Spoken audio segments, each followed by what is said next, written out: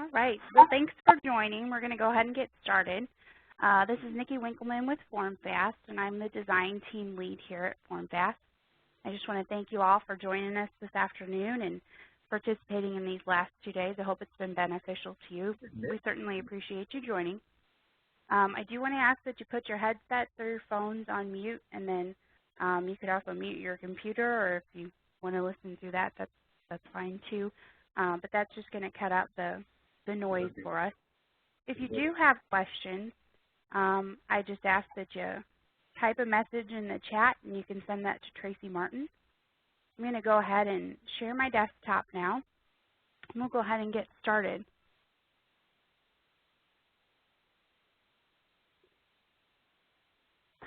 And like I said, this is the Form Designer Tips and Trick webinar, so hopefully you're in the right place. And again, if you have any questions, feel free to just type a chat message in that chat window to Tracy Martin, and we will get to it. I've got a list of things I'm going to go through, but of course we'll have time for questions afterwards. So any questions that you have about Form Designer, just type them in that chat window, and we will get to them as time allows. We do have that new user group that we talked about yesterday, and that can be found on formfast.com/user group. Our manual is available to be downloaded there. You can also request an upgrade, the information for our upgrade there, and we will send you the link to upgrade your system. If you're running 5.0 or 5.1, we do have a new release that's Form Designer 5.2. It supports Windows 7 and XP, so it's really good, and it's got some new little features, which we're going to talk about today. Let's jump right into this. So the first thing I really wanted to show you guys today is that it's really simple to bring a form into Form Designer. And Form Designer really is known as the #1 solution for electronic forms management in healthcare. We can allow users to cut waste by eliminating their pre-printed forms. So with our solution, pre-printed forms are replaced with print-on-demand forms. And Form Designer is really just the beginning of our solutions. It can be used cohesively with any of our products, and today we're going to be focusing on the fast print, print-on-demand portion of Form Designer. If you have questions about our fast flow application, feel free to ask. The great thing about our software is that the fast print, print-on-demand forms and the fast flow, which are usually paperless, can be designed in the same application. So that sets us apart from our competition because it's really just one application with a few minor differences that you have to do in your forms. Really simple, easy to use. So the first thing I wanted to cover today was really just bringing a form into Form Designer. Form Designer uses an OCR, which is an optical character recognition, and I wanted to make sure that everyone knew you could scan different languages in. So for instance, if you have a Spanish form, you can actually scan that in its original language, and it'll do the spell check. Now, keep in mind, this is not for translating, things like that.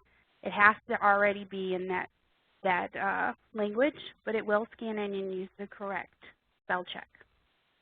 So I've got a form here. It's just a sample form. It's all in Spanish.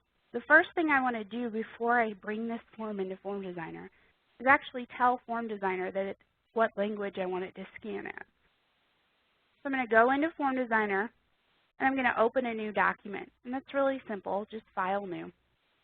With that document open, I can go to Tools, Options, and the International tab. I have some options here. So for any new forms, I can change it to the language that I want to scan in.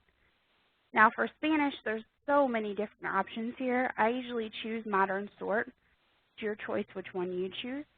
Remember that if you change this for one form, when you go back to scan another form, it's going to scan in whatever language you had set up originally.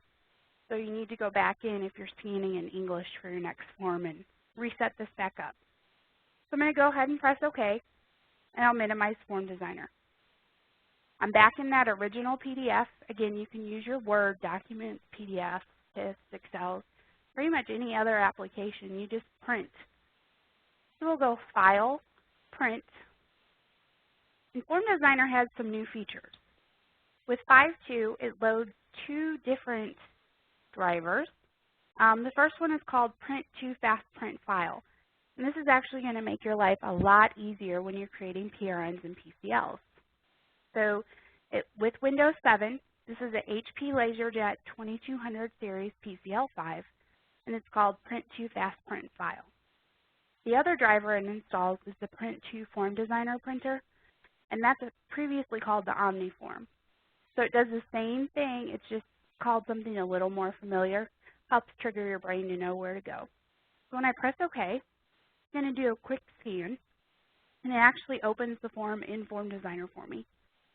So that PDF was completely flattened before, and now in Form Designer it's completely editable. And you can see that it actually scanned in as Spanish, and there's no red squiggly line saying something spelled wrong because it did the correct spell check. Had I scanned this in English, even though it was Spanish, everything with an accent would turn to 6. So that really just makes my life a little bit more difficult. By scanning it in the correct way, I have minor corrections that I might need to do when I'm doing my cleanup and things like that. That brings me to my next idea, that in our manual, which has been updated to work with 5.2, we have what's called the Formfast prep steps. These prep steps can help you get through a form in a matter of minutes. We've diagrammed out how to clean up a form, and it just gives you a step-by-step guide to get through each form. I'm hearing some noise, so if you guys can put yourselves on mute, that would be really helpful. Thanks. So in that manual, which you can download from our user group site, on page 89, we have those Formfast prep steps. And unfortunately, I can't show them on the screen, but I'm going to go through each step so that you guys can see the actual form. So the first step is really just saving. We just want to make sure that we're saving early and often so that we know that we have this available to us. And again, Formfast or Form Designer is a local software, so we want to make sure that we're saving to our PC and then putting it out on the shared drive once we have it complete.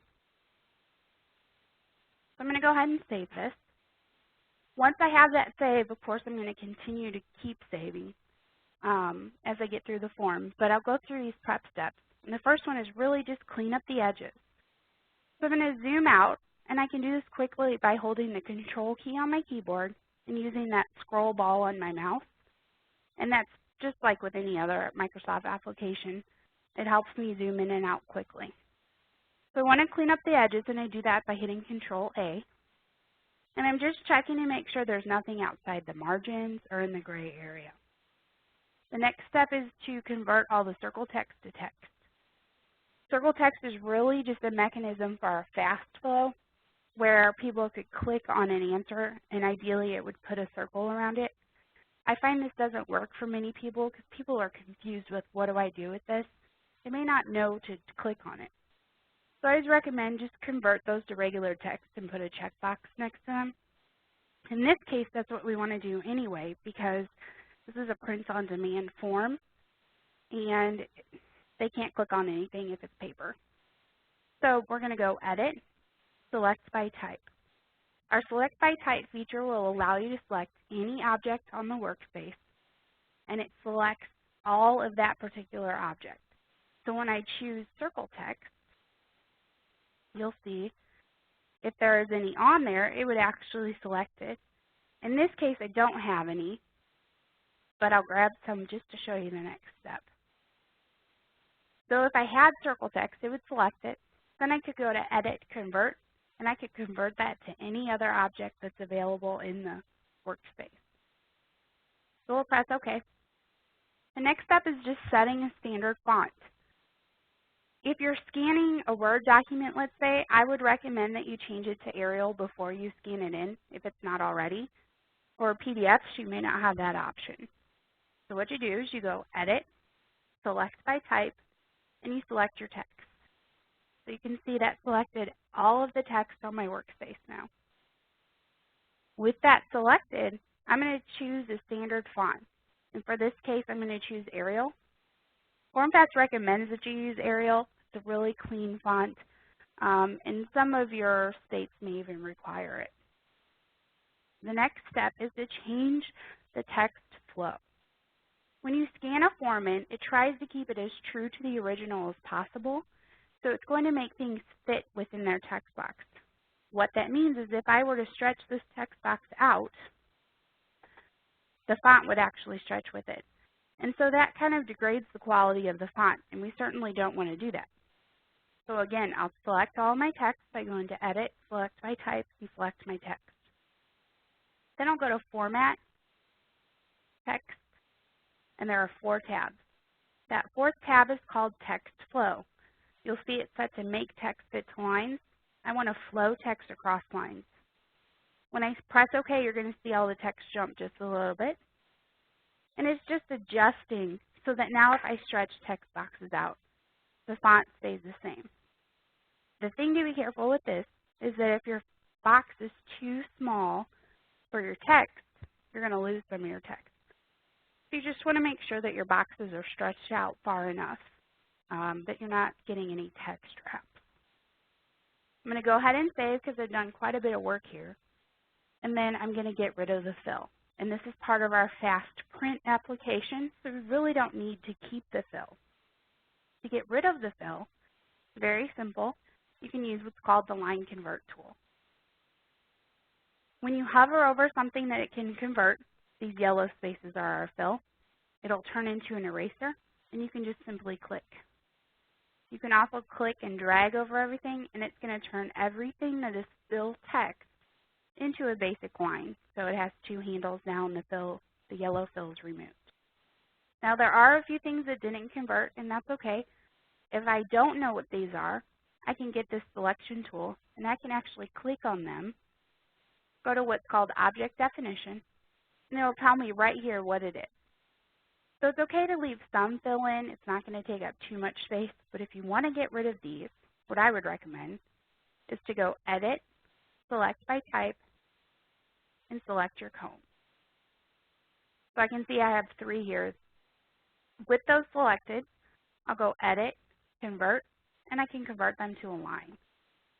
Now it changed a few things, but I'm not too worried about those parentheses. If you want to keep the parentheses, you can just draw a text box in there and you can put them back in. I do, however, want to get rid of these double lines. So I'm just going to click, hold my Shift key, and I can click on multiple, and then I'll hit Delete or Backspace. My next step, I still have a little bit of fill in here, but this is a table. And remember, tables have 3 layers. We have that outside layer. When I click once, those are those 8 handles. The inside 2 layers, the top one is the fill, and the one behind that, which is the 3rd layer, is the original cells, or the individual cells. There's a few different ways I can get rid of the fill. I could click and drag and just touch each of them. Sometimes it's a little cumbersome because there'll be text on top of it. What I would recommend, once you've converted everything else, go to Edit, Select by Type, and select Fill Text. You'll see it selects all of the fill text in the table. And then I can just hit Delete or Backspace. Pretty easy. So all my fill is gone except for this checkbox.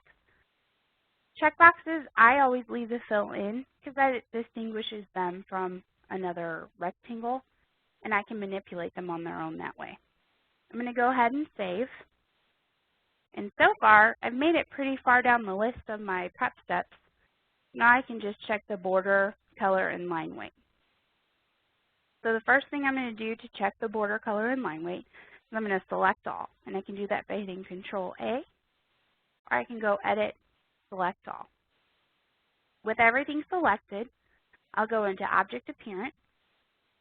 And on the background, I want to make sure everything's checked clear. And on the border, I'm going to tell everything to be half point. I also want it to be black because these forms are going to be printed black and white. I just want to make sure that everything in the form is black and white. So when I press OK, you might see things change, you might not. So I'm going to go ahead and hit Save again because I've done quite a bit of work. I just want to make sure that I'm not screwing anything up. The other thing is your EMR, your archiving company, imaging companies, they don't particularly care for shading. This black bar right here is considered shading. So I'm going to go ahead and remove that as well. I do that, since it's part of the table, by clicking to the side. I'm just deselecting everything. To select it, click once on the table, then hover just to the left, and this takes a little bit of practice, but you'll get a little black arrow. If you click, it'll actually select that space. If you wanted to select multiple places in the table, you could hold your Shift key and click, and it would allow you to select multiple rows or columns. For this one, I'm just going to select this top one. Then I'll go into Object Appearance. And for the border, I'm going to make it 1 point just so it's a little bit heavier, give it some emphasis. And on the background, I'm going to set it to clear. Now, when I did that, it looks like the text went away, but remember, it's white text. So we just need to change the color of the text. And I do that by clicking to deselect. I'm just going to click and drag over all of this. You can see my text boxes are still there. I'll go Format, Font, and I'll change this to black. And there they are. And I might want to make them bold, and I can do that there. You'll see that I do have a text wrap, so I can pull that out. Now, one thing about tables with text, and here's a nice little tip. When you stretch them out, if the text box is part of the table, you will be restricted to the cell that it's in. Quick way to fix this, grab the text that's in the table.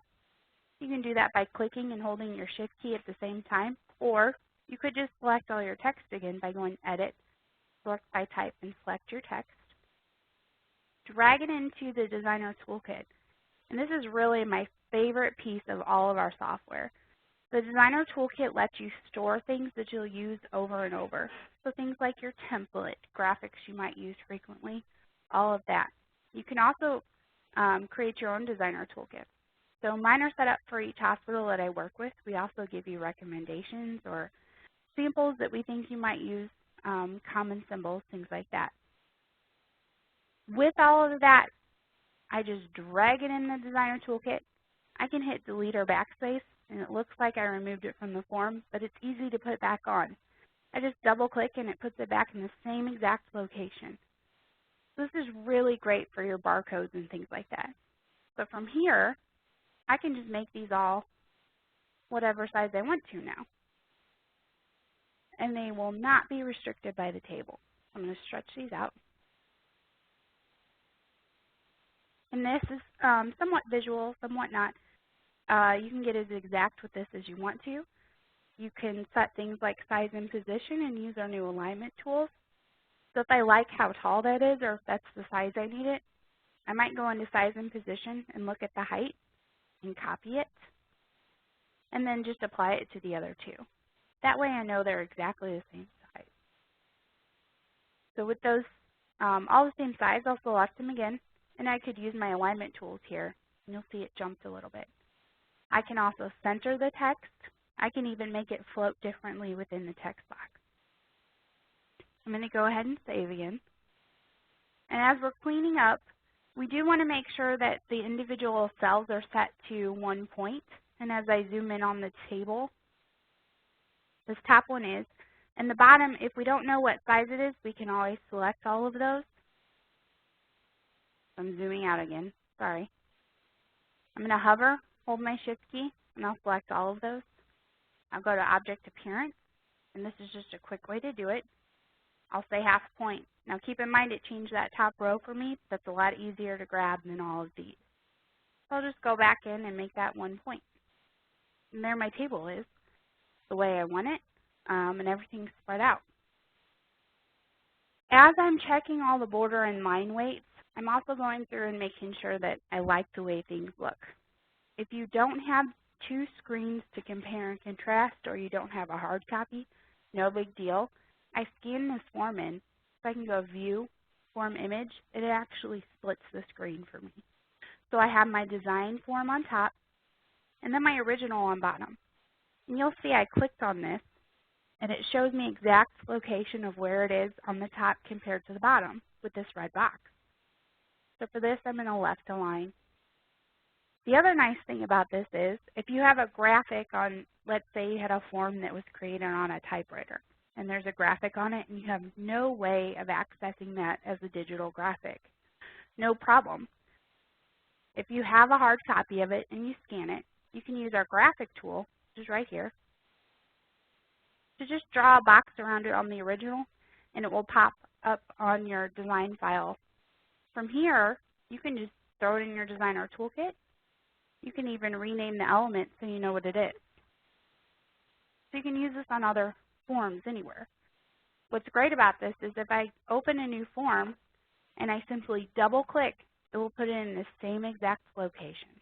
I can move it from there as I want to. It's really important when you bring graphics in that you use that graphic tool. If you're copying and pasting from other applications, you're probably going to get a corrupt PCL because it can't find that graphic. Form Designer packages these graphics with your forms so that anyone that opens the OFM with the form design software will have access to it. It just becomes part of that form. And that's something that I also really enjoy about our product. So as I go through, I'm just proofreading, making sure that everything matches, and I'll go down the list. And remember, we do have that one step undo, which is Control-Z. That'll save you quite a bit of headache. To me, it looks like these might be a different size, and they are. So I'll come in here, I might align them and make them all the same size. And then when I get down here, I can actually line these up, and I may even just add a checkbox in. So I could copy what I have here, or I could come to my checkbox tool right here and just drop it in there. And I'll just do this visually. I also use the keys on my keyboard frequently to line things up where I want them. Now since I added that, my default looks like it's about 1 point. To change that default, just indent the tool without putting anything on your workspace. Go to Object Appearance, and you can change. So from here on out, it's going to have that default. Since I already put these on my workspace, I could select both of them at the same time by holding my Shift key and go to Object Appearance and just make them half a point. And then I'm going to save again. As I go through these, if there's anything that doesn't make sense to me or doesn't apply, I can always get rid of it by hitting Delete or Backspace, anything like that. I'm going to use my alignment tools, and again, I use the keys on my keyboard frequently. I can always stretch things a little bit. I can zoom in up to 500%. Remember, there's no reason to go blind just because you're working on forms that have a lot of content. So I'm just holding my Shift key, selecting multiple, and using those alignment tools. Now obviously I would spend quite a bit more time working on this to clean it up, but for the sake of time I just want to show you guys some really cool tips and tricks. So I'm going to go into View, I'm going to turn the form image off, and I'm going to say, I like the way this looks. So I'm going to save it. My next step is to actually apply a template. So what I'm going to do, I've got a template that I've created already, and I'm going to go ahead and open that. Here's my sample template. What it has is a place for the body of the form, and that's basically just a red outline I've created, and then I also have space for the holes. I don't want anything to get cut off, so I just create a space that I know my form has to fit into. This red border is set to never, and you can do that by going to Object Appearance, and in the Visible tab, just set it to never. What that means is it's not going to print. This comes in handy with text boxes, lines, anything really that you don't want to print, but you need on the form for certain uses. So you could even leave notes for one another, revision dates, anything like that. We also set the border color to red, and we've got the lines dotted just to give us that emphasis that, hey, this isn't going to print. So what I do, I'm going to create a new designer toolkit. I just come in the designer toolkit here, hit New Designer Toolkit, and I'm going to call this Template Test. All the designer toolkits are stored locally on your machine, but you can share them between software. It's called a .ofs file. If you want to locate those, just go to Tools, Options, and under File Locations, there's a Designer Toolkit option. It gives you the target of where that's located. You can copy that and go out there. if you want to share these or you want to back them up, anything like that. So the first thing I want to do, I'm actually just going to grab this red border, bring it over to my designer toolkit, and I'm going to rename it, and this is going to be the body of the form. Then I'm going to grab the entire template because I need to apply that once I know it's going to fit on the form. Click and drag, and I'll call this page 1 template. All right, so since I've created this, and now I have it in the designer toolkit, I can actually just close it. My form's ready to have the template applied. Remember, this is the last thing you do once you get through the prep steps. So just double click, and I can see some of my form's not going to fit in there. No problem, I'll just make it fit. I'm going to hit Control A to select everything. And I'm going to hold my Shift key to deselect that red box because I really don't want it to move. I'll just use my arrow keys and nudge everything up. It looks like I still need this up a little bit, but I've got some white space down there. So again, select what you need by clicking and dragging. Hold your Shift key to deselect the red box, and just use those arrow keys to move it up. That looks pretty good. Everything fits in there. So I can get rid of the red box. The next step is to add the template. So I'm just going to double click on page 1 template. I can get rid of the red box. I could keep it if I want to. It's really your preference. It's not going to print. And then I'll come down to this bottom portion of the template.